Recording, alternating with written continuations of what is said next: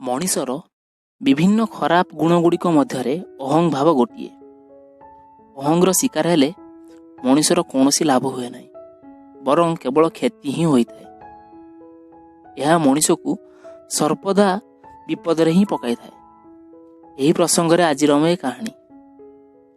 ଗୋଟିଏ ଅଞ୍ଚଳରେ ଗୋଟିଏ ଶିବାଳୟ ଥିଲା। ସେହି ଶିବାଳୟ ବା ଶିବ ମନ୍ଦିର ପାଖରେ ଗୋଟେ ରହୁଥିଲା କ'ଣ ନା ଷଣ୍ଢ। ତାକୁ ଆମେ କ'ଣ କହନ୍ତି ନା ବୃଷଭ। ବୃଷଭର ବାସସ୍ଥାନ ଯେହେତୁ ସେଇଟା ଥିଲା, ସେ କ'ଣ ହେଲା ନା ସେ ଯେଉଁ ଗ୍ରାମବାସୀଙ୍କ ଦ୍ୱାରା ପର୍ଯ୍ୟାପ୍ତ ଖାଦ୍ୟ ପାଇଲା। ସେ ଯେଉଁ ପୁଷ୍ଟିକର ଖାଦ୍ୟ ଖାଇ ସେ ପୁରା ହୃଷ୍ଟପୃଷ୍ଟ ହେଇଥିଲା। ବୃଷଭଟିର ସବୁଠୁ ବଡ଼ ବଦଗୁଣ ଥିଲା, ସେ କାହାକୁ ପାଖକୁ ଆସିବାକୁ ଦିଏ ନାହିଁ। ଯଦିଓ ତା ଦ୍ୱାରା କେବେ କାହାର ପ୍ରାଣ ଯାଇନଥିଲା, ତଥାପି କେହି କେହି ଭୟଭୀତ ହୋଇ ଦୌଡ଼ୁଥିବା ଅବସ୍ଥାରେ ତଳେ ପଡ଼ିଯାଇ ଆହତ ହୋଇଯାଆନ୍ତି। ମଣିଷ ପାଖକୁ ଆସିଲେ ବୃଷଭ ମାଡ଼ି ଆସେ ସତ, କାହାର କିଛି କ୍ଷତି କରେ ନାହିଁ। ଏହା ସମସ୍ତଙ୍କୁ ଜଣାଥିଲା, ତେଣୁ କେହି ତାର ଅତି ନିକଟକୁ ଯାଉନଥିଲେ। ସ୍ଥାନୀୟ ଜମିଦାରଙ୍କ ପୁତ୍ର ଥିଲା ଶିବଶଙ୍କର। ତାମାନେ ତା ନାମ ଥିଲା ଶିବଶଙ୍କର ହେଲା।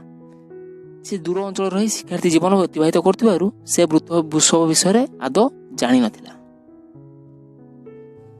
ଦିନେ ଗ୍ରାମକୁ ଫେରିବା ବାଟରେ ସେ ବୃଷଭ ସହ ମୁହାଁମୁହିଁ ହେଇଗଲା ଏବଂ ଭୟ ପାଇଗଲା। ଦୌଡ଼ୁଥିବା ଅବସ୍ଥାରେ ତଳେ ପଡ଼ିଗଲା। ସେହି ଦୃଶ୍ୟକୁ ଦେଖି କିଛି ପଥଚାରୀ ହସିଲେ। ଶିବଶଙ୍କରକୁ ବଡ଼ ବାଧିଲା। ଯାହା ବି ହେଲେ ସେ ଜମିଦାର ପୁଅ ନା, ବୃଷଭର ଏତେ ଦୁଃସାହସ, ମାଡ଼ି ଆସିବ। ସମସ୍ତଙ୍କ ଠାରୁ ସେ ନିଆରା ଥିଲା। ବୃଷଭକୁ ନିୟନ୍ତ୍ରଣ କରିବାର ଉପାୟ ଖୋଜିଲା। ଦିନେ ଜଣେ ସାଧୁ, ମାନେ ସେଇ ଯେଉଁ ଅଞ୍ଚଳରେ ଜଣେ ସାଧୁ, ସେ କ'ଣ କରୁଛନ୍ତି ନା ମନ୍ଦିରରେ ବୃଷଭର ଠିକ୍ କଡ଼ ବାଟ ଦେଇ ଗଲେ। ତାଙ୍କ ମୁଣ୍ଡରୁ ବାହାରୁଥିଲା ଜୟ ଶିବଶଙ୍କର, ଜୟ ଶିବଶଙ୍କର। କୌଣସି କାରଣରୁ ବୃଷଭକୁ ଉକ୍ତ ଧ୍ୱନି ଭଲ ଲାଗୁଥିବାରୁ ସେ ସାଧୁଙ୍କ ଆଡ଼କୁ ମାଡ଼ି ଆସିଲା ନାହିଁ। ସାଧୁ ନିଜ ବାଟରେ ଚାଲିଗଲେ।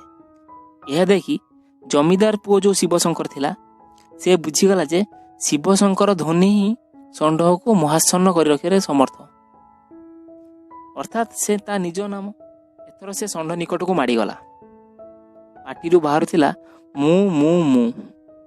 ପରିଣାମ ସ୍ୱରୂପ ନିଜର ଅହଂ ଭାବ ଯୋଗୁଁ ପୁଣି ଥରେ ଷଣ୍ଢର ଉଗ୍ର ଭାବର ସେ ଶିକାର ହେଲା।